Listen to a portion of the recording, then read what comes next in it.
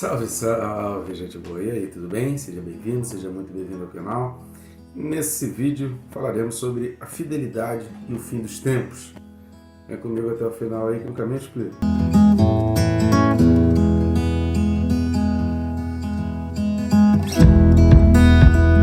Só que antes, né, querido? Se você não está inscrito, inscreva-se. É bem rápido, é só clicar no botão aí. Clica também no sininho, porque todos os dias estamos aqui às 6 da manhã trazendo informações importantes e preciosas, servindo para você como base para preparar a tua mensagem, para o teu estudo, para o teu devocional.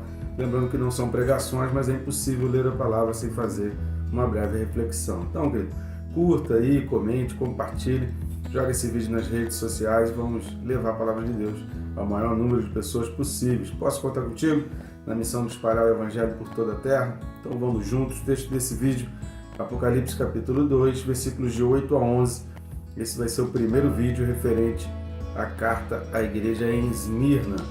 Então a carta no Apocalipse, carta de Jesus Cristo a Esmirna, Apocalipse 2, de 8 a 11, diz assim: Ao anjo da igreja em Esmirna escreve: Estas coisas diz o primeiro e o último, que esteve morto e tornou a viver. Conheço a tua tribulação, a tua pobreza, mas tu és rico, e a blasfêmia dos que a si mesmos se declaram judeus e não são, sendo antes sinagoga de Satanás. Não temas as coisas que tens de sofrer. Eis que o diabo está para lançar em prisão alguns dentre vós, para ser dispostos à prova, e tereis tribulação de 10 dias.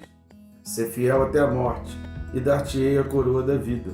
Quem tem ouvidos, ouça o que o Espírito diz às igrejas. O vencedor de nenhum modo sofrerá dano da segunda morte. Glórias a Deus, querido, né? Maravilha. Essa igreja de Esmirna, muito provavelmente, as pessoas ali foram evangelizadas naquilo que está relatado aí em Atos capítulo 19, na terceira viagem missionária de Paulo. Esmirna ficava próxima a Éfeso, né? Então ficava a 56 quilômetros ao norte e também era uma cidade portuária. Porém, não tão rica quanto Éfeso ou como Corinto, né? Que ficava um pouco mais distante. Mas, assim, de baixo para cima, era a segunda cidade em importância. Tinha Éfeso embaixo, Esmirna. Aí subindo você tem Filadélfia, Sardes, Tiatira, Pérgamo, né? E Laodiceia, que ficava mais para oeste. Mas essas outras igrejas ficavam numa linha assim, beirando aí a Ásia Menor, beirando o mar Mediterrâneo. Então a igreja de Esmirna era uma cidade também portuária, mas que não tinha todas as características de riqueza como outras cidades ali. Então ela não tinha assim tanta importância. E um fato que ocorreu que é muito interessante a gente observar é que na época aqui de João, quando João está escrevendo, alguns anos antes, houve um decreto do imperador Domiciano na época, em que que Domiciano estava falando? Domiciano estava condenando todos os cristãos daquela região, todos os cristãos ali do Império Romano. Porém, os judeus ficaram de fora dessa condenação, porque a preocupação deles era exatamente o culto a Cristo, né? A preocupação com o cristianismo. Então a perseguição era velada em cima do cristianismo. E quando fala aí, né, dos que se dizem judeus, né, versículo 9, se declaram judeus e não são, por que está falando isso? Porque Jesus está explicando aqui para João que, embora houvesse ali uma sinagoga, que seria o templo judaico, lugar de adoração a Deus, lugar onde, na ausência do templo, eles invocariam, fariam estudos preocupados com o Senhor, Deus está falando assim: olha, o ódio no coração deles contra os cristãos, isso está dando margem, está dando brecha para a atuação de Satanás. Então o que estava acontecendo ali é que os judeus, como tinham esse privilégio de não serem perseguidos pelo Império Romano, só que ele estava sendo perseguido os cristãos, eles estavam denunciando, eles estavam acabando servindo como auxiliares dos soldados romanos na perseguição aos cristãos. E qual o elogio de Jesus aqui à igreja de Esmirna? É a sua fidelidade. E é importante a gente parar para pensar um pouco, porque a gente vai ver uma outra carta a uma igreja que era muito rica financeiramente. Só que aquela igreja rica financeiramente era pobre espiritualmente. Esmirna era pobre financeiramente. Os cristãos ali eram cristãos que eram das classes baixas, classe média. Então, financeiramente, os cristãos ali, eles tinham uma condição muito precária. Eles viviam numa condição muito ruim. Mas Jesus diz que eles eram ricos. Então, queridos, o nosso conceito de igreja rica, o que a gente pensa como uma igreja rica? É uma igreja que tem painel de LED, é uma igreja que é bem pintada, é uma igreja que tem estrutura, é uma igreja que cria eventos, é uma igreja que tem melhor equipamento de som, é uma igreja que tem a melhor iluminação, que tem jogo de luz, que tem os melhores canais nas redes sociais, que consegue investir no marketing, nas redes sociais. A gente tem todos uns critérios para definir o que é a igreja rica. Só que a igreja rica não preserva a fidelidade. Também a igreja pobre pode também não preservar a fidelidade, porque não é a condição financeira que vai estar diretamente ligada e nem vai ser proporcionalmente, não vai ser proporcional à fidelidade. A riqueza, quanto mais riqueza, mais fidelidade, quanto menos riqueza, menos fidelidade. Não é isso. Agora, o que deixa bastante evidente para a gente nessas cartas de Apocalipse é que isso não interfere na fidelidade. Isso não interfere na fidelidade. A fidelidade deles aqui, e é bom a gente destacar aqui também no versículo 9, que fala: conheço a tua tribulação. Essa expressão eu conheço, em algumas cartas aqui aparecem 2 vezes, mas em todas as 7 cartas Jesus diz eu conheço, mostrando a sua onisciência, mostrando que ele está de olho em todas as coisas.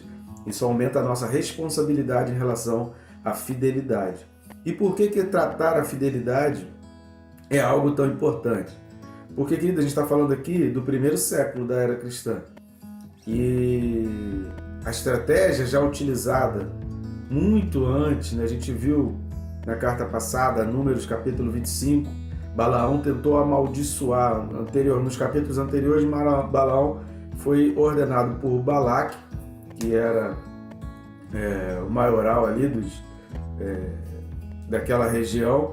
Então Balaque encomenda a Balaão a maldição sobre o povo de Israel. Balaão não consegue fazer uma maldição sobre o povo. Então qual foi a estratégia deles ali?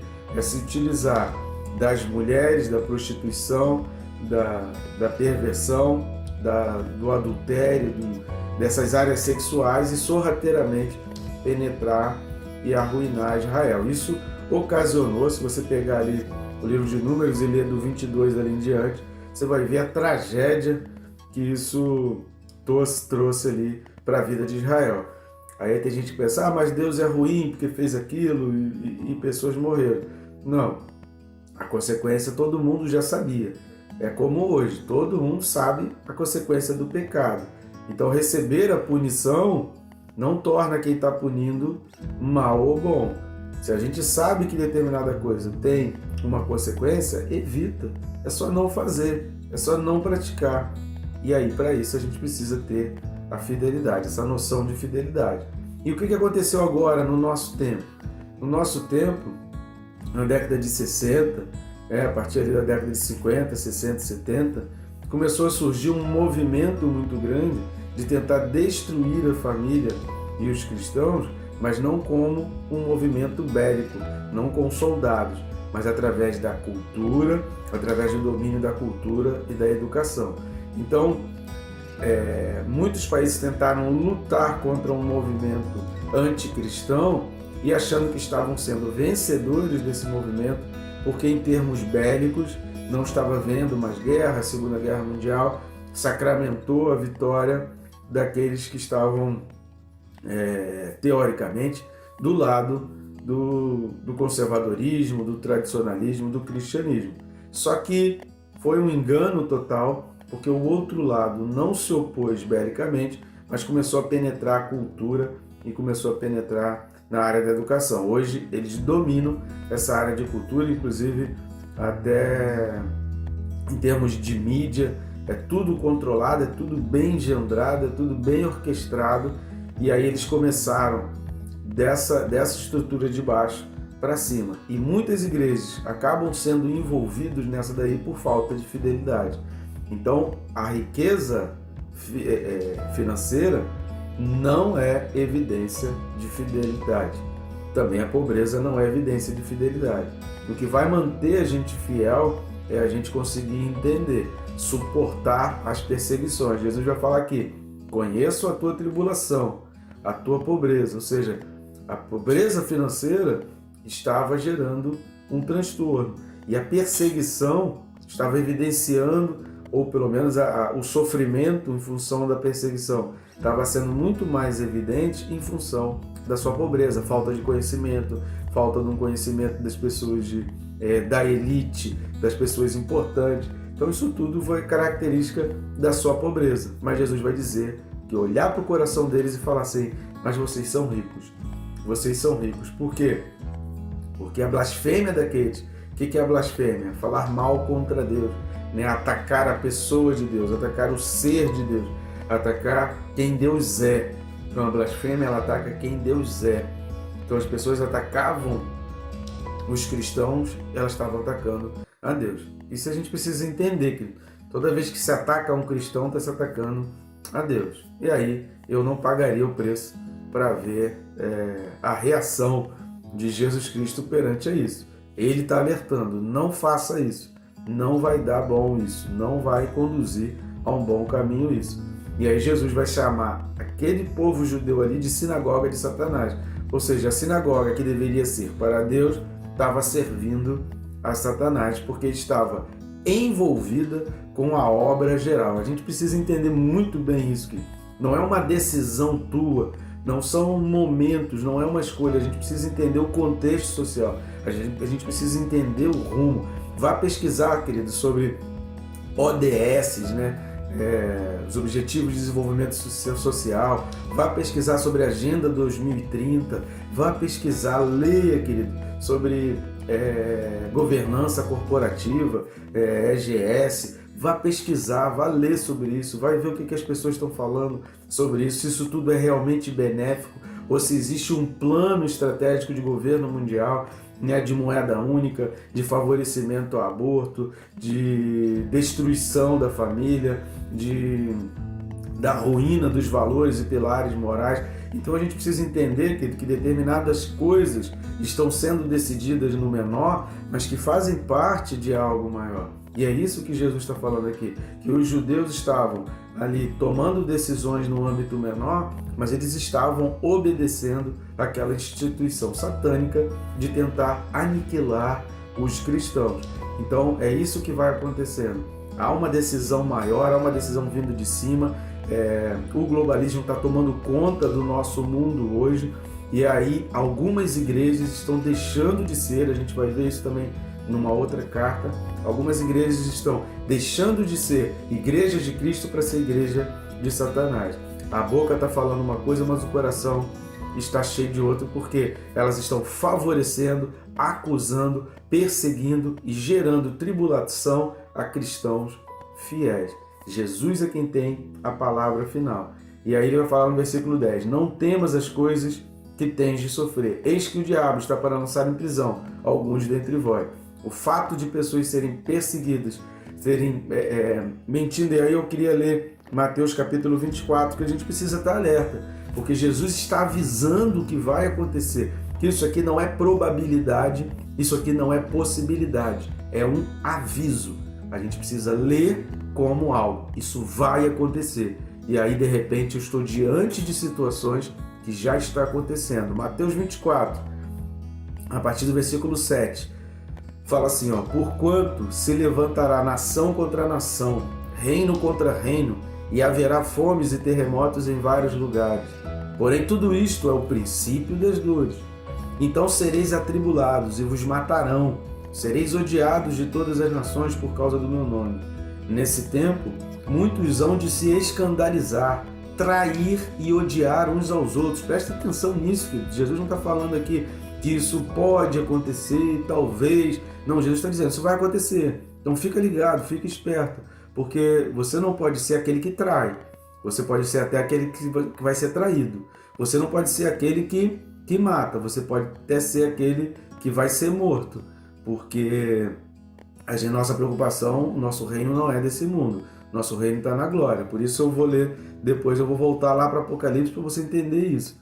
Versículo 11. Levantar-se-ão muitos falsos profetas e enganarão a muitos. Falso profeta só surge de dentro. Não existe falso profeta de fora da igreja. Está bem claro isso? A gente falou isso em 2 ou 3 vídeos passados. Não existe falso profeta fora da igreja. Versículo 12. E por se multiplicar a iniquidade, o amor se esfriará de quase todos. Aquele, porém, que perseverar até o fim, esse será salvo. Então, a perseverança diante da perseguição, diante dos enganos, diante das mentiras, diante das prisões, a perseverança é que vai levar à salvação. E será pregado este evangelho do reino para todo o mundo, para testemunho a todas as nações. E aí, então, virá o fim. Então, mesmo na perseguição, a palavra de Deus vai sendo pregada. E o versículo 10 aqui termina dizendo o seguinte, olha, ser fiel até a morte. Querido, o que Jesus está falando lá em Mateus 24, ele está confirmando aqui na carta a Esmirna, que a tribulação é pessoas que se dizendo, servindo a Deus, vão atacar, vão perseguir, vão aprisionar. Ver pessoas cristãs sendo presas, sendo acusadas, ver escândalos envolvendo pessoas, homens de Deus,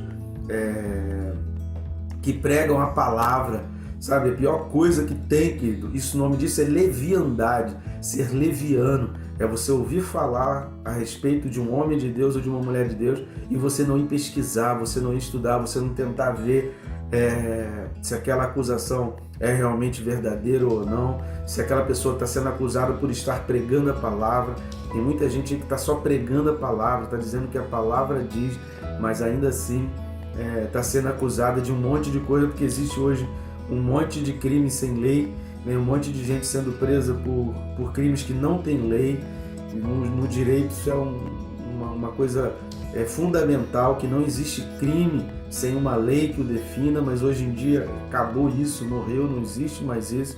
Então tem gente sendo presa sem ter lei para isso, sendo acusada de crimes que não existem, que não existe prerrogativa legal para aquele crime. Então a gente precisa estudar aquilo, a gente precisa parar, não ser leviano de sair acusando fulano e beltrano sem assistir o vídeo, sem ler a respeito da vida dele, sem tentar entender o que está acontecendo. Ser fiel até a morte, mesmo que pessoas à sua volta e até você mesmo esteja sendo motivo de escândalo para o infiel. Seja escândalo para o infiel, mas não seja escândalo para Deus. Porque a sinagoga aqui foi chamada de sinagoga de Satanás, porque para os infiéis eles estavam apoiando e o Império Romano estava adorando esses judeus. O Império Romano estava super feliz com a atuação desses judeus. Mas a palavra de Jesus Cristo qual foi? Eles não me servem, eles servem a Satanás. Qual é a fidelidade que você quer ouvir? De quem você quer ouvir o parabéns? De Satanás ou de Jesus Cristo? Vale a pena pensar sobre isso, filho. E seja fiel. Seja como a igreja de Esmirna. Permaneça fiel. Pode ser pobre, filho, mas seja rico para o Senhor. Que Deus te abençoe, rica e abundantemente.